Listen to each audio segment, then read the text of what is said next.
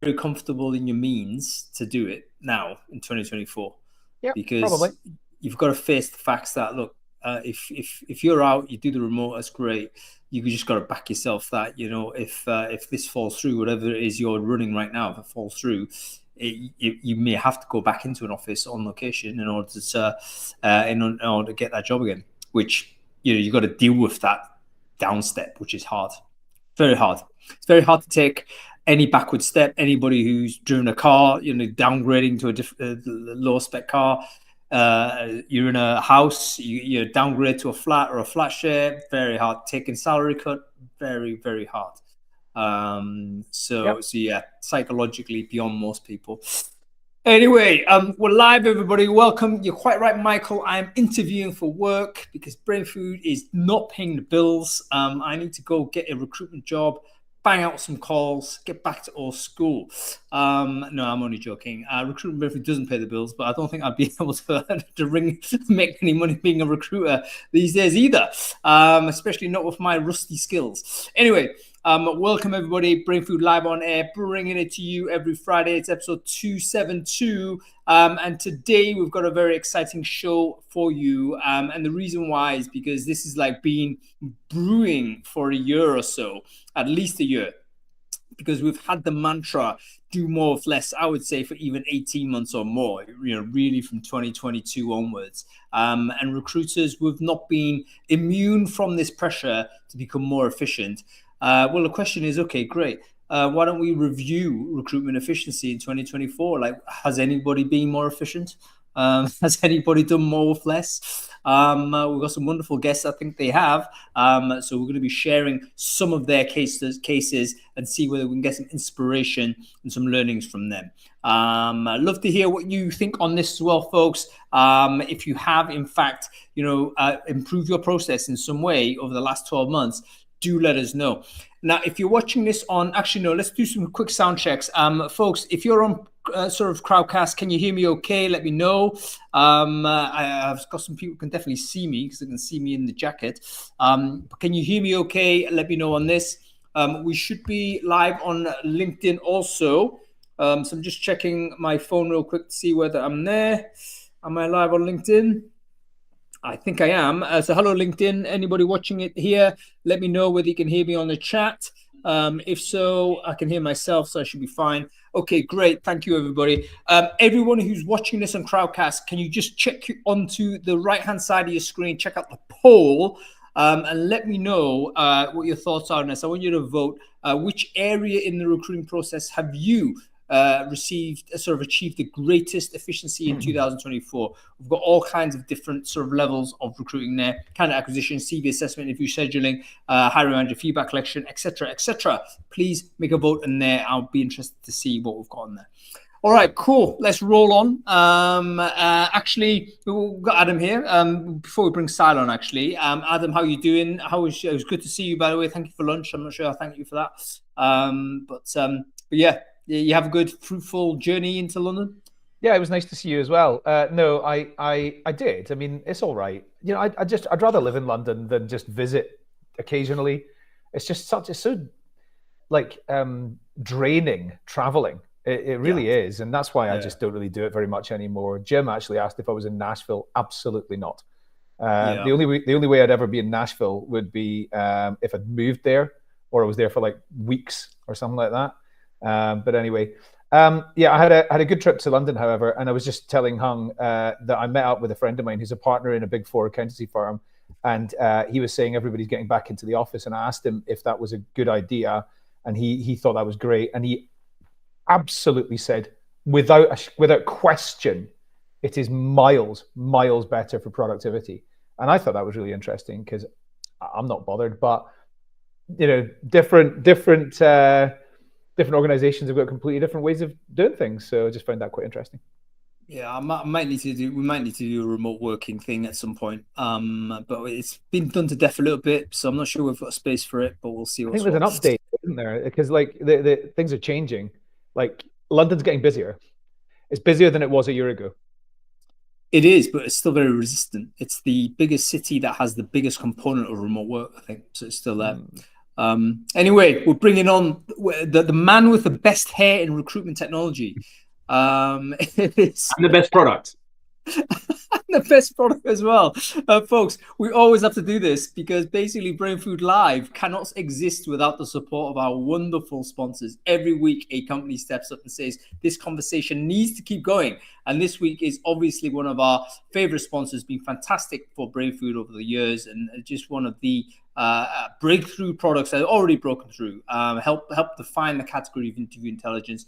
And every week it seems to get amazing new innovations coming out of this this company. So I'm delighted to welcome on the screen Sal Majos, CEO of MetaView. Sal, great to see you, man. I hope everything's okay with you. I hope you're back in the swing of things in Q3. What's the latest and greatest with MetaView, mate?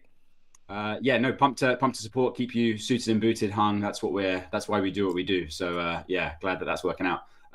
What's new? Loads of new things new with the product, and obviously really excited to be sponsoring these conversations because, well, we get a ton out of them, and yeah, very happy partner over here as well, hung. Lots to check out in the product. So if you haven't checked out MetaView in a while, do either head over to the website or get in touch with me or a member of the team. Special highlights at the moment. We recently launched auto highlight generation. So you can come to MetaView after your interview and the AI will already make predictions about what snippets, what parts of the conversation might be most useful for you to share with your colleagues who you're collaborating on this hire with. So that's pretty dynamite. And I think people will get a lot out of that. We've also recently introduced a bunch more flexibility to our reporting capabilities. So I think one of the things we've talked about in the past is how you go from the immediate value of the note taker, which just saves people a ton of time. Then you realize you've got this big corpus of data and you really get curious about what I can do with it. And we've just released a bunch of new reporting capabilities. So also worth checking out. I think that one is worth getting in touch with a member of the team, going to the website, maybe request a demo if you want to see more of that, because it's cool to talk through. The two things I wanted to talk about though, before letting you get on with the conversation, I think super relevant for this audience. One is I'll post a link in the chat in a second on Crowdcast. Maybe someone else can post it in LinkedIn on the MetaView team if possible. We're hosting an event next week on how deal hires. So you're going to hear from Alan a little bit on this session. We're doing a massive deep dive specifically into the intricacies of how Deal has hired, just because they've grown so incredibly fast, and we know there's going to be a ton of learnings there. So I'll post that link after I finish speaking. And then the other thing is we have surveyed hundreds of recruiters, some of them MetaView customers, many of them not, bucketed these people into AI-enabled recruiters, i.e. recruiters that are already using AI, and recruiters that are not already using AI. And we have a bunch of productivity data that we're going to be sharing probably in a couple of weeks' time, where we're just putting the finishing touches to the UI essentially of the reports. But if you maybe add me on LinkedIn if we're not already connected, and just comment, hey, I'd love to get a sneak preview of that, then we'll make sure you get a copy early on.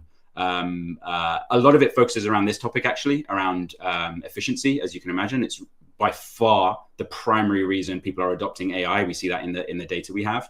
But yeah, you'll be able to see more if you drop me a note, and we'll make sure you get a sneak preview. Can I just say something? Go ahead. I'm totally impartial here, but I have to say that the type of technology that MetaView is offering is an absolute game changer. That's all. Thanks, Adam. And appreciate that. Now you can see it is. I mean, it's not only this, but unsolicited feedback has been just crazy. Like every time we post something about it, there's people saying, look, it is game changing. And even at the basic use case is game changing. You know, the idea to get rid of notes, even if that is the only thing you do, that will itself give you huge amount. You get faster and you get better. I mean, that's basically two of the three things that you need to have done. So yeah, it's going to be mandatory, I think, over time. I think we're definitely getting there. Go ahead. You can also be completely present with your candidate, right? You can also be completely, or your hiring manager. You can really listen properly instead of like trying to multitask. And you know, many of us are not great at multitasking. So nothing more irritating than hearing typing going on when you're having a call, like a video call. But the only thing more irritating than this is if the other person's eating food. I mean, have you ever had a call where someone's actually eating their lunch? I've been that person many times. I do it all the time. You just gave me an idea, Hung. I wonder, you know how, sometimes we put smell into gas, we put noise into electric cars so people can hear. Maybe we should put like noise into AI note takers, and you hear some click clacking in the background, just so you know this is happening. That could be a good idea, actually.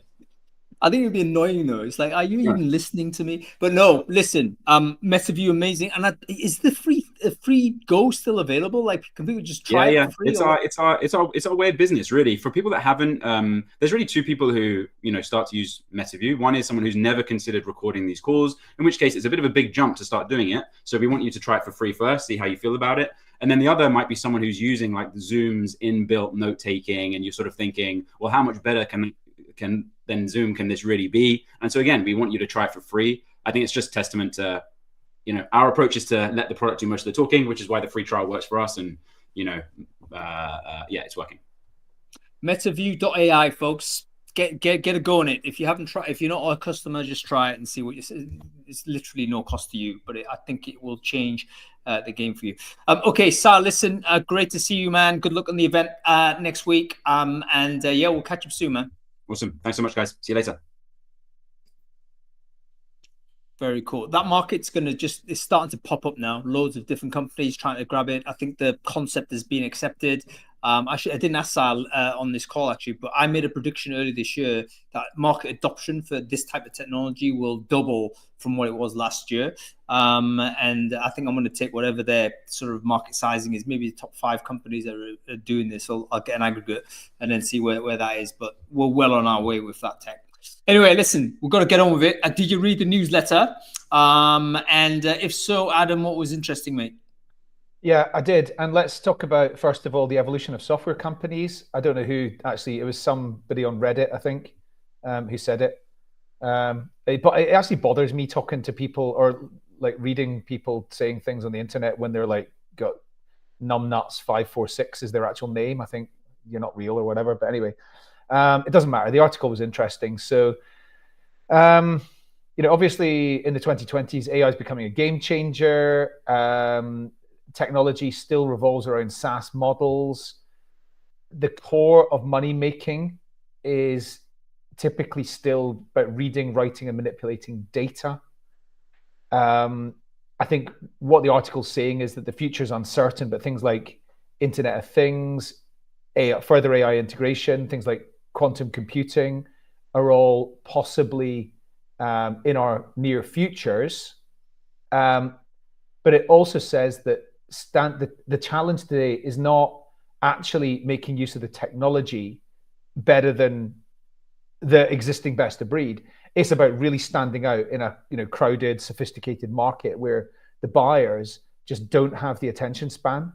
So brand is so vital. Brand and positioning and messaging is so vital. That actually goes along with your poll, which said 52%, I think it was, of survey respondents said that they're only in like 1 to 2 communities.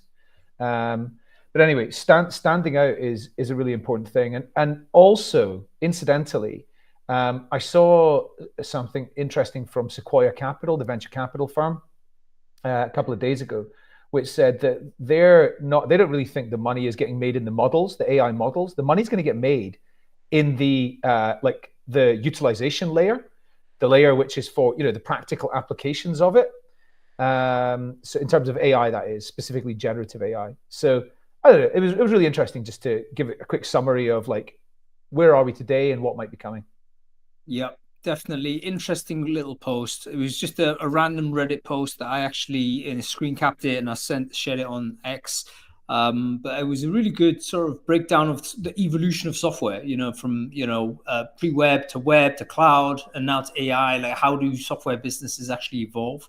Very interesting topic. And in fact, we should also talk about the latest news out of Klarna earlier this week. I don't know if we saw this, but the guy is talking about, we're going to get rid of Workday because we can do it ourselves. And it's like, okay, very interesting. But yeah, it's worth diving into what the future of software is going to be. All right, give us one more, Adam, because we've got to get this show on the road. Okay, one more. All right. Well, I'll tell you what. There's a guy called Hung Lee who writes some essays every week, and he wrote one about the fact that AI is going to kill the CV.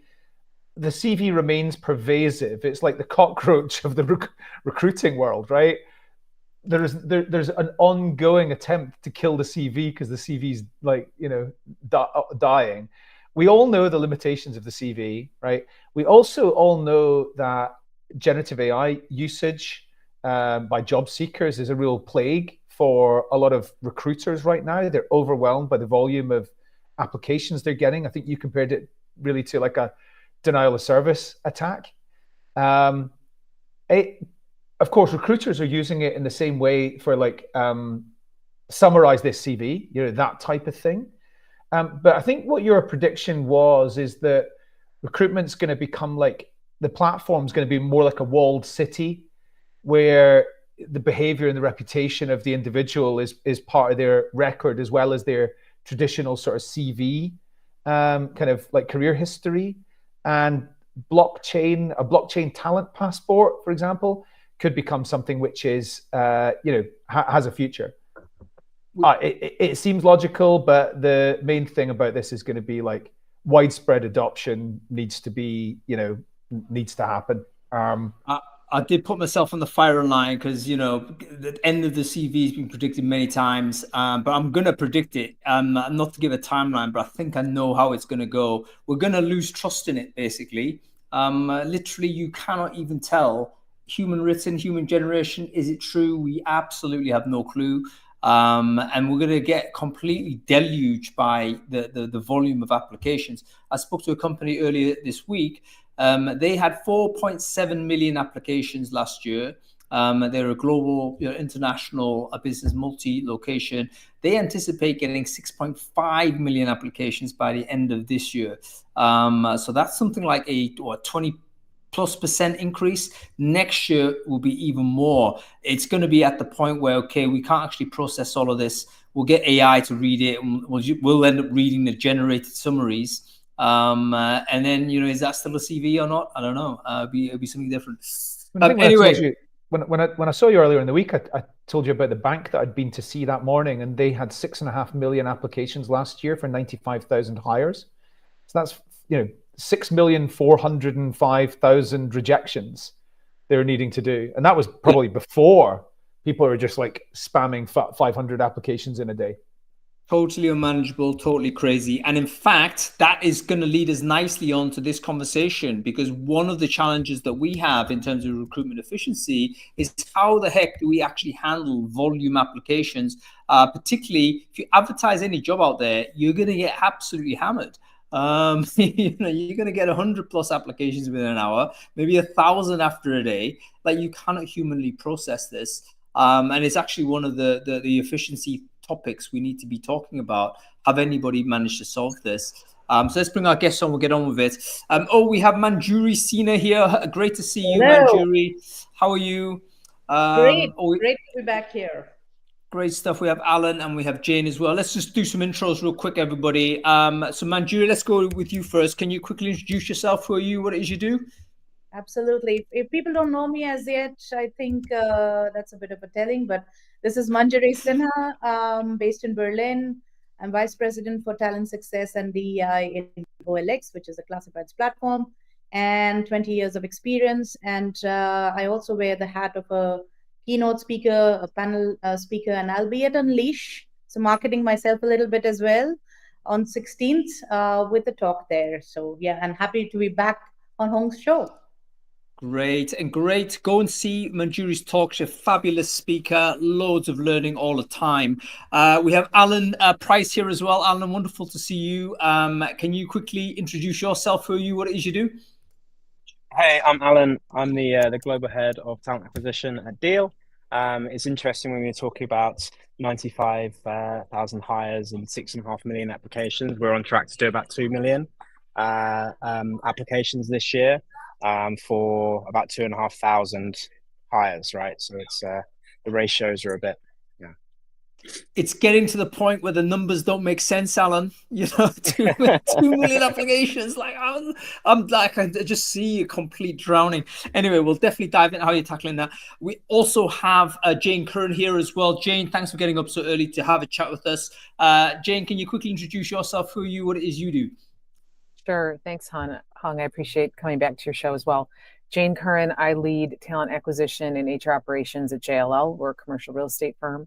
We hire about 30,000 people a year, have about 7,000 open jobs at any given time. And yes, getting this right from a volume perspective, as well as experience, is critical to our success. So excited to talk today.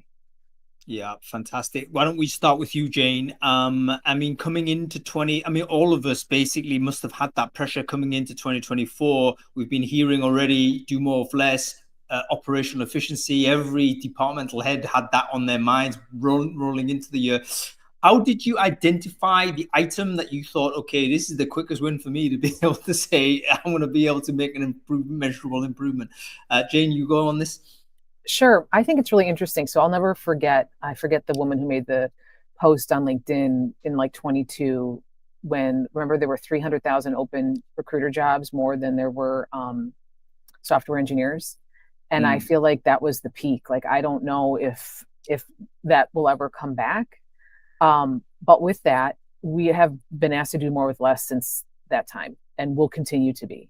For me, this journey really started probably in 2018 when we chose our human capital vendor, like Workday. Once we set that up globally, then it was just like, how are we going to keep tucking in new solutions to speed everything up? But it takes a long time. We are probably most excited about the things we started to do right now, because they're all coming to fruition. The tech is getting better. The integrations are getting faster. The recruiters are getting more interested. So for us, it was we're scheduling is coming this year, but probably the sourcing component, making the database we have of millions of applicants work in our favor, and then accelerating internals and referrals. So I can get into the example if you'd like, but that was where we focused on. That's attracting into the millions of applications. Obviously, we very quickly accumulate a huge amount of data. The problem is, and Adam, you're familiar with this, like you can't do anything with it. It's like it's just sitting there. It's causing like a storage issue. Can't search it. If I can search it, it's all over the place. How do I make this alive? Tell us what your approach was for this, Jane.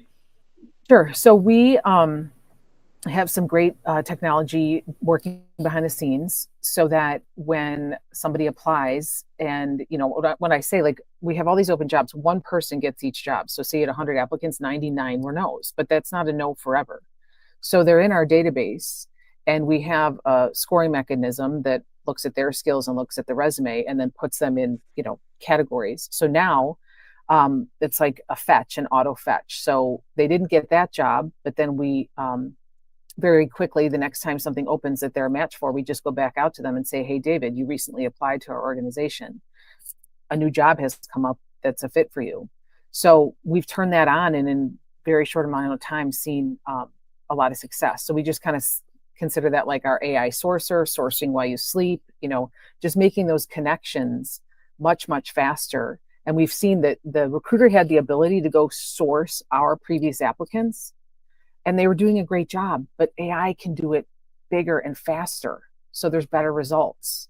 So I think that's what we've seen, is that we've got an amazing team. We've got a big team, but they're going to be able to continue to do more work as this automation comes in to do some of the stuff that, like, I don't want them spending their time doing anyway. I want the short list as fast as possible so that you can get to the manager and you can get the right candidate through the process as quickly as you can. So that was our focus, and we're seeing success. Yeah, and basically, what a much better experience from a candidate point of view, isn't it? Like the worst thing that can happen is just a flat no, like a literally no other further solution. But if you can say, hey, listen, we have this system, potentially future opportunity might come your way, and actually that does happen, then I think your general vibe towards the employer is going to be much better. I think that's going to be a classic use case going forward. Again, one of those things that it will be a table is interesting now, table stakes in a year or two's time, because we'd expect no less than this. Right. Alan, shifting over to you if I can, with sort of your challenges this year, coming into this year, 2024, how did you kind of identify the place where you thought we've got to actually tackle this problem and get better at it, and what actually happened? Yeah, there's a couple of problems. I think number one was front loading of roles at the start of the year, right? So we needed to move fast, and it was tied to revenue and all of these things. So that was a big problem. And number two was the sheer volume of applications, right? So we were doing anywhere like 30, 35, 40,000 applications on a weekly basis, right? And having to shift through all of that super fast meant our candidate experience kind of dipped because we weren't able to get to them. And, at some points of the year, we had like 50, 60,000 kind of applications kind of unread, right? And that's only a couple of weeks work, but that's a big problem for us, especially when we've got a big demand to grow quite quickly, right? And deliver, speed of hire, right? So those are the two kind of problems that we started to tackle. How we thought about it was, well, hey, like we need some help in terms of AI to have a look at CV review, et cetera, stack ranking of applications. What we also saw is like we do like big cohort hiring, for instance. So we would hire 50, 60 kind of customer service people, for instance, and the requirement would come in 3 weeks later, we need them. So it's just a case of like massive bulk hiring, and consider that, a lot of the team geographically distributed kind of around the world, but you'd have like different hubs of kind of customer service. So in the Philippines, for instance, or other areas. And you're like, well, hey, how do new people, like new into the organization, like how the hell do we do this? So then being able to drive using AI in the interviewing kind of process, filtering out. So we'd use AI to stack rank the CVs and applications. We'd get a cohort of people that we wanted to interview. But again, we didn't want to do 4 or 5 interviews to one hire, because, for 50, that's going to be like 250, 300 kind of interviews, right? So big investment in time. So we were trying to get it to a 1 to 2 or 1 to 3 kind of ratio of interviewing, to have less interviewing time for that, right? So we used AI to do that first screen, right? We'd list and load up some questions. They would then be able to answer those questions in a pretty seamless way. And then we'd be able to take that evaluation. It would take us about 5 minutes per application to review that. And then we'd go through the interviewing kind of process and kind of block book all of it. So we're able to do that kind of time to hire in about 10, 12 days. So it's pretty good. Okay, without plugging any products, I mean, I have no idea which AI you're using, but I'm sure people watching this will think, okay, what do you mean AI? I'll like, is this like coming out of, is it from an ATS? Is it a bespoke tool? Like, how did you know, what was the thing that helped you do the CV assessment, for instance? Yeah, so we're on no name policy, but I'm sure you can look up who we're on, right? But we're this ATS provider has just released a new CV stack ranking kind of AI CV review. So it's probably very clear who we're on. But previously they didn't, right? So we had to use a third-party provider to trial and test. So that was quite interesting. It had 2 components. One was inbound, right? Bots to be able to review and also course correct and move people from one job funnel to say, hey, I'm a back-end engineer by trade, but I applied for a full stack kind of role. And it's like being able to kind of pivot those automatically into the new funnel. So that was a tool that we piloted. And then it also had outbound capabilities as well, to be able to look at the market and to find similar type profiles, and then be able to source as you sleep. I think Jane mentioned that kind of a little bit earlier. So that was, again, very interesting for us. And then there's another platform. I don't know if I'm allowed to say names or not, but we use a third party provider. So feel so there's free, a company called Micro One. There's a company called Micro One, so MICRO, and then number 1. So Micro One we're using on the big cohort hiring, and it's fantastic. It's an absolute game changer. Candidate experience is on average, using this platform, about plus 80 MPS. All of the candidates that come into our funnel. So it's like just game changing in terms of candidate experience. What does it do, Alan, this Micro One thing? So you would then be able to log into a platform.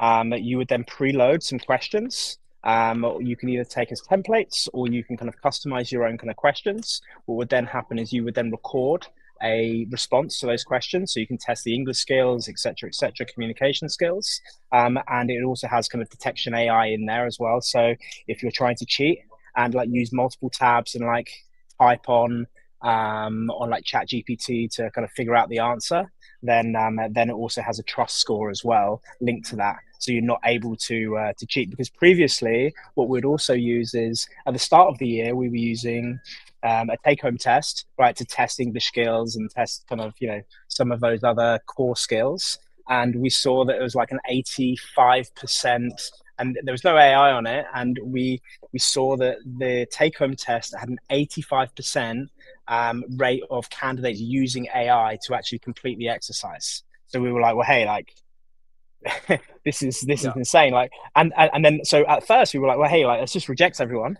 But then we were like, well, actually, we're not going to hire anyone from this cohort, right? And we need to deliver. And then what are we going to do? We're going to use AI to then respond back to our customers? No. So we have to then kind of re-engineer our entire process around it. Yeah, I think that the asynchronous take-home test in any sort of format is gone, hasn't it, folks? I mean, there's no way you can trust what's coming back. So what is the point in asking people to do that?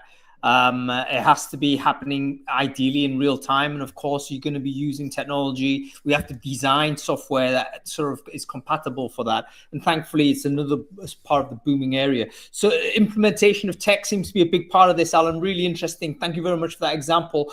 Switching to you, Manjuri, I know your position's kind of shifted a little bit now. You're kind of doing TM as well, holistic people type of work.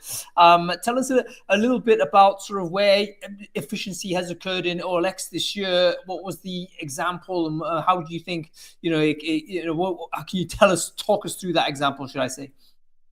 Absolutely, Hong. I think beginning of this year, for a fiscal year for us, it was we had a big challenge to face and deliver bulk of hiring in a couple of our countries, and we were of course needing to do more with less, because there was always pressure on the staff cost, which is the chunk of what kind of comprises with the top line, as well as we need to push on our profit margins, etc. So looking at that, we really took our North Star as our productivity on one side, which was the recruiter productivity. How do we push that up? And if you know a little bit of me, and you know me well, Hong, there, human-centric is where I go for. So I think the first thing that we did is alignment with our stakeholders, alignment with our leaders on what we can deliver and where we need our partnership. We have very well laid out, and this is where the synchronization between talent management and talent acquisition really helps me. We have very well laid out career paths with skills and competencies. So we wanted to really ensure that we have a very well laid out hiring process as well. I think that's key, number one, because a lot of go, no go decisions are what delays the process as such. So we decided we will go for pack agnostic hiring on certain areas for engineering, as well as for products. So that makes things faster. Also, we decided we would have one person in the debriefing session to be a decision maker, go, no go, etc. as well at the end, who will take the final call and not keep that hanging. So we've seen that decision point being, very, very critical. And we kept a weekly alignment on this particular project to ensure that we can be super fast.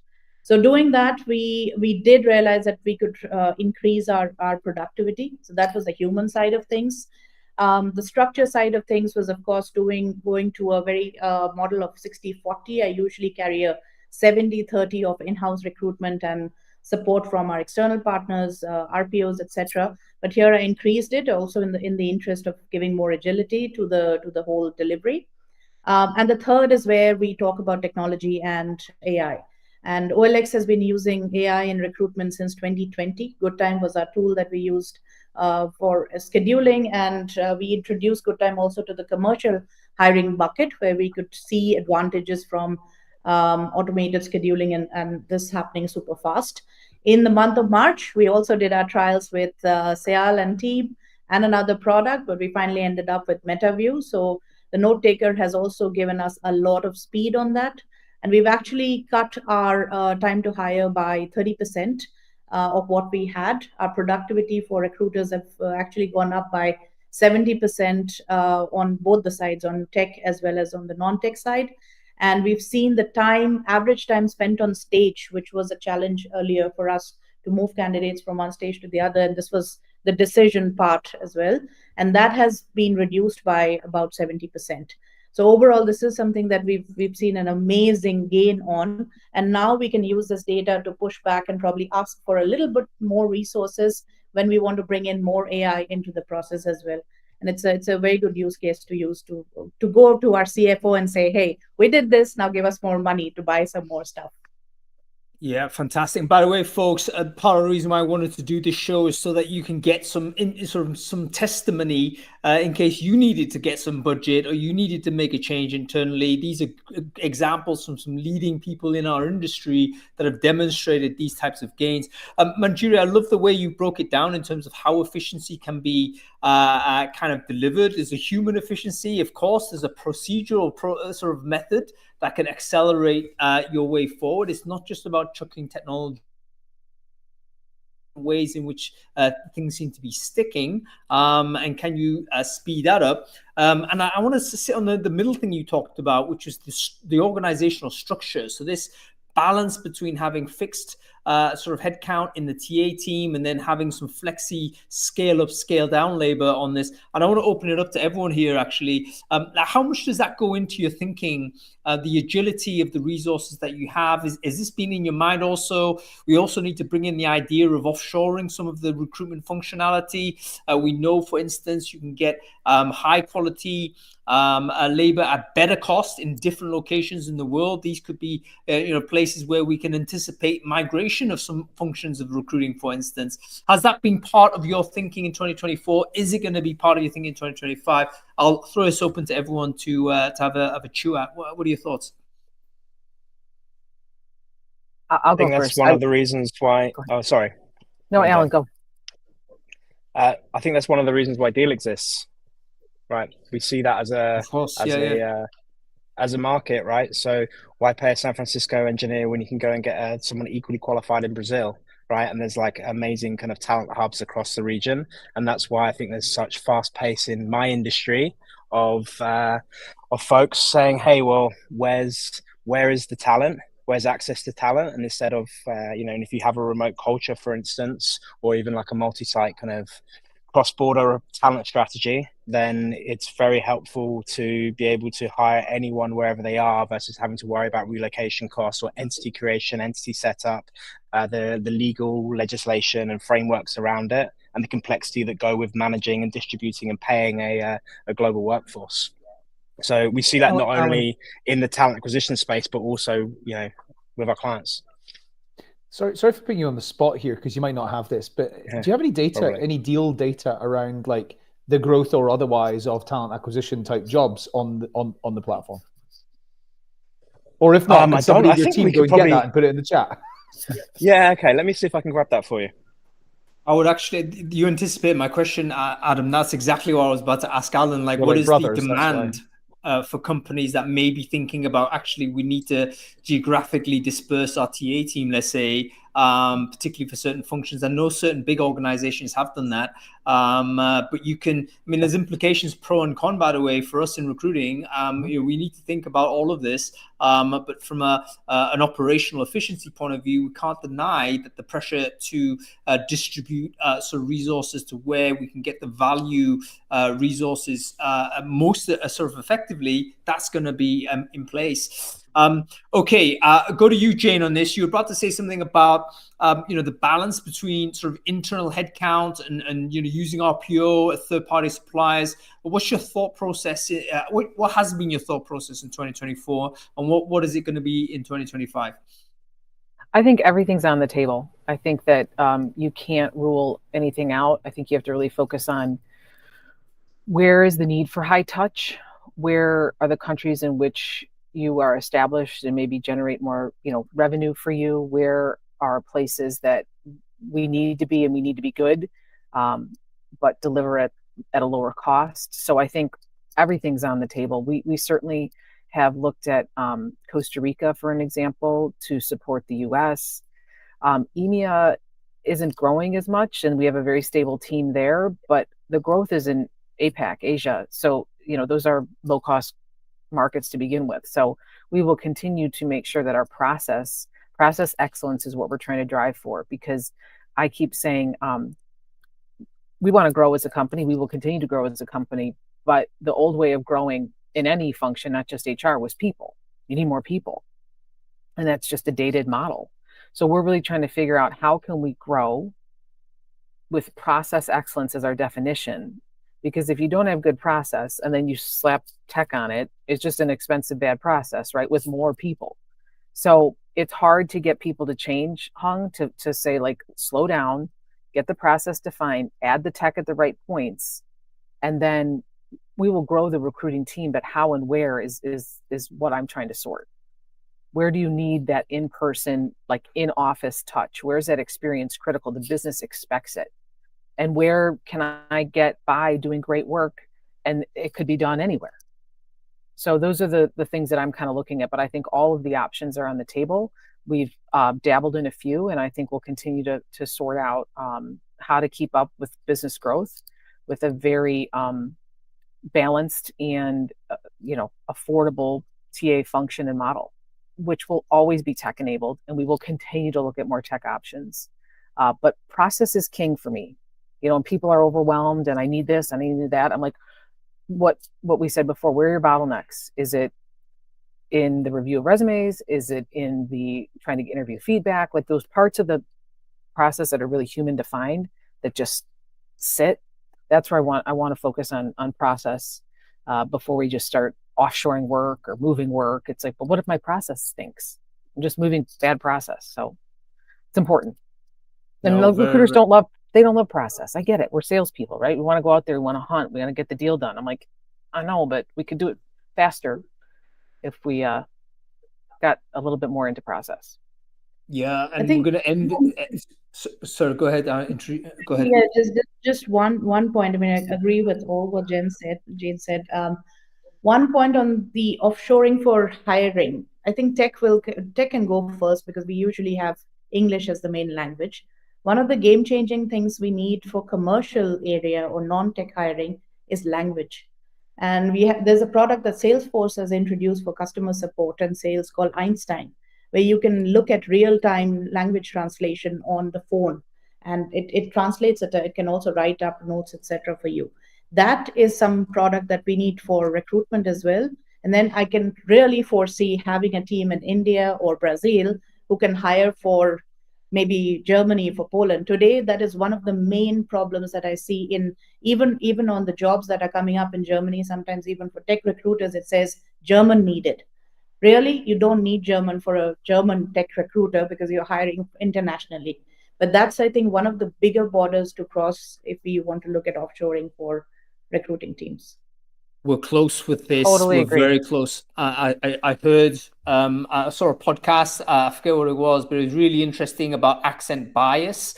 And you now have real-time software that can eliminate accent bias by actually you can configure the sort of accent you want people to speak on. And this was particularly looking at the BPO marketplace, where for US customers, basically Philippines had taken a lot of the BPO market from India because it turned out that US customers preferred speaking to people with a Filipino accent compared to, let's say, a classic Indian accent.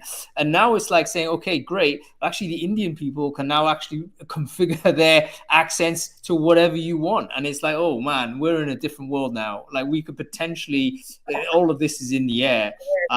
So, yeah, very, very interesting, exciting, also discomforting as well. It's going to help at all. I don't know.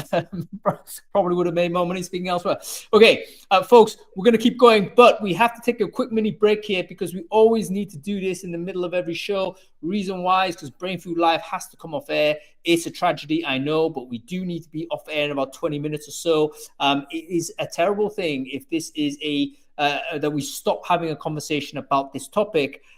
Because we have to come off air. So make sure you continue to have this conversation off air with whoever it is that's interested in it. The way to figure this out is to connect with everyone who's watching this show. So take a moment, grab your LinkedIn URL, share it in the chat stream in Crowdcast, and then connect with everyone who's done the same. If you're watching this on any of the LinkedIns, whether you're watching on Rob Walker's sort of LinkedIn, mine, Adam's, whoever it is, just do the same thing. Grab your LinkedIn URL, share it in the comment thread, just connect with everyone who's done the same. You'll walk away with 10, 20, 30 connections that care about this topic of recruitment efficiency. They're people you want to speak to for inspiration and knowledge share, folks.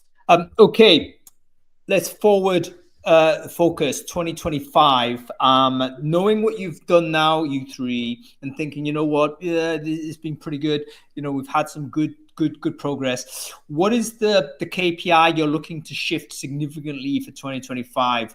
You haven't done, you know, no one's operating a perfectly efficient recruiting system. What is the problem? What is the target you're thinking, you know what, that's going to chime right with our business need, but also, you know, maybe dovetailing with technology innovation that's going to mature right for this moment. We're going to do this. Any thoughts on this? I'll go with you first, Alan. What are your thoughts? What's the in your sort of target for 2025? Really defining I think the term like quality of hire and all these things is going to be banded around. I find it personally very challenging to get the right metrics in place there. For us, what I think we're looking at more is like talent to value, right? So assigning different values. So let's say that our organization wants to grow $1 billion in revenue, for instance. How do you then attribute that billion in revenue as a business goal into the different teams? So do you then attribute that to the sales team? Or is it more engineering, right? If you look at like the Google way of working, right? If you're the rock star, if you're an engineer, right? You're not necessarily, you know, so, and then you attribute a lot of value in terms of compensation, etc., to engineers who are working on AI and all of these things and attribute that value.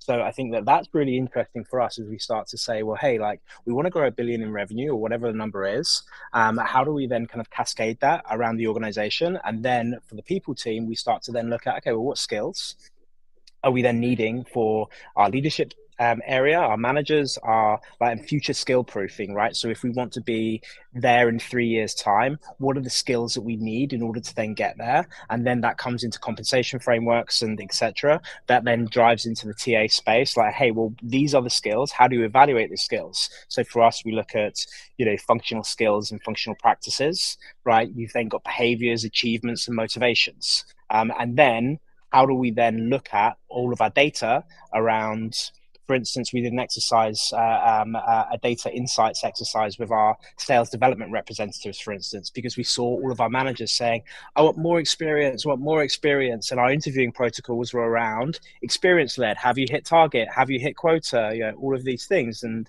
for us, when you looked at the category, that the more experience you had, the worse performing you had. Right, it was actually more about behaviors, because that's a kind of, you know, that SDR role is like a progressive step role. And what we saw was that, you know, the people with the more experience were coming in, they'd do 3 months of ramp, then it would mean that they would do 6 to 9 months of kind of, you know, commercial based activity. They'll move into an AE role, another 3 months of ramp. So over a 12, 15-month period, you've got 6 months of ramp. So when you attribute that back to ROI, right at the very start, you're not that great, right? In versus being able to have progressive hires who is more about behaviors. You align our interviewing protocols against those behaviors, etc., and then you're able to prove more positive ROI based on these areas, whilst also doing that skill-based matrix across the organization of not just, you know, having managers who kind of were in a role and then automatically like stumble across and automatically they've got a massive responsibility. And maybe they don't have the enablement or skills in order to get there. And then if you miss those targets, you're then figuring out a year later, oh, we didn't quite hit because of this. And then you're having to kind of terminate someone and then move someone over. But the opportunity cost for that year is fundamentally kind of huge, right? And then playing into that is like our partnership with like MetaView as well, right? Because for us, yeah, note taking is great and it's interesting and efficiency and all of these things. But what are the skills that we're looking for?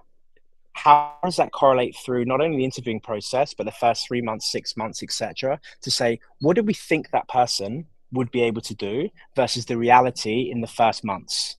Right. And then you can then start to say, okay, and then you can say, did it work? Didn't it work? You can correlate that gap analysis between what we thought that person could do versus reality. And then we refactor our interviewing protocols a lot earlier. So you're not having to wait 12 months plus before you start to get quality of hire metrics kind of coming through. So I think for us, that's probably where we're going. And it's really helpful to then understand our interviewing protocols. What are we actually looking for? And then provide that training and enablement and data insights, reporting, all of those components, and is really helpful to unlock the black box of the interview. Because as a recruiter, you know, going on to an on-site interview or whatever, you have no bloody clue what's actually being discussed, apart from kind of, in some cases, kind of, inconsistent feedbacks, right? So I think that for us is game changing, right? It's that talent to value approach versus quality of hire approach. No, really interesting, and I think also the again, that sort of being able to have the recording of those interviews and then looping that information back into performance measures. That's basically what holistic people function looks like, isn't it? Whereas previously we didn't even collect the data, and actually there were two separate things anyway, so it was useless. Very interesting. Okay, Jane, let's go to you. 2025. What are your thoughts? Like, what is there a target? Like one thing you think, what, we're going to solve this? Jane, you're on mute, I'm afraid. To me, it's the evolution of the recruiter. I want to continue to develop recruiters of the future. I want myself and our team to be in control of our destiny, because there is so much AI coming at us. Our job, our industry, our profession is certainly ripe for change. So to me, it's continuing to help the recruiter understand how to change the ways of working. One of the things we had talked about was just like any roadblocks we've had. And, some recruiters are all in. Nobody loves change, but they do have to change a little bit their way of working to adopt some of these cool new AI features. So for me, it's really continuing to promote internals and referrals. So we have something called Fast Lane that we're trying to introduce, where we have automated status progression for, because we have matching and ranking technology in the background of everything. So to me, it's really getting internals and referrals, which are your fastest, quickest, most accurate hires, to the top of the list. And there's been some, rejection from the recruiters to be like, no, I need to review every resume. If I don't review every resume, I don't want them on my schedule. And it's a change, but I'm trying to say, hey, let some of this just flow. Let some of these top applicants flow into your schedule to speed up the whole process. So that's just an example, but we really want to continue to accelerate and leverage all the great technology to make sure that recruiter is spending their most valuable time speaking to candidates, selling, closing. That to me is a future of recruitment, is that your job is spent doing those things. So that's it. I just want to keep developing our recruiters to be ready for change. Loads more to talk about, Jane. Let me put you on the spot on this. That final thing is really interesting. Like, what is the distribution of time that you want the future recruits to be spending on? Like I'm not saying sourcing's dead. Sourcing is not dead. Nope. We still need people. I think even with the overwhelming deluge of job applicants, for instance, I think sourcing may be one way to fix that. You don't necessarily lead with advertising so much. You can be a bit more targeted for those roles. So I'm not saying sourcing's dead. However, we can anticipate that a great deal of what we previously understood as sourcing will be done by machines, because they can do it faster. They can do a mass review of candidates faster. They can, let's say, do the catch-up email, or the reactivate databases, all that type of stuff. What is the distribution of time, Jane, that you think a recruiter in 2025 should be going towards in terms of, speaking to people one-to-one? Is that 70%? Is that 50%? What is it? I would like to say somewhere in between 50 and 75% of their time should be talking to candidates or hiring managers. If you can get to a hiring manager and show them the depth of your expertise, that the market, the talent pool, the city, all of those things, then they're going to be like, oh, I can't wait to hear from this recruiter again. They know. So to me, it's equal. You got to get the hiring manager hooked into your service, and then the rest of the time you should be spending talking to candidates. And what we talked about a lot today is applicant-rich environments. We have many non-applicant rich environments where we desperately need sourcers out there, hosting events, getting the pool, drawing in the pool, nurturing the pool. So I agree that all of this AI works when you have applicants and you're just trying to find the best of the best. You have many jobs out there where you just need to find qualified applicants. Yeah, and actually Go ahead, Adam. I was just going to say it's worthwhile for anybody that's not seen it taking a look at the Talent Labs Time and Motion study, because that'll show you what recruiters are typically spending their time on today. There was 2 hours and 43 minutes every day is typically spent on locating, managing, and building the assets that they need to do their job, like Boolean strings, interview questions, outreach messaging, social media posts, all of that. And we haven't really covered that at all in this.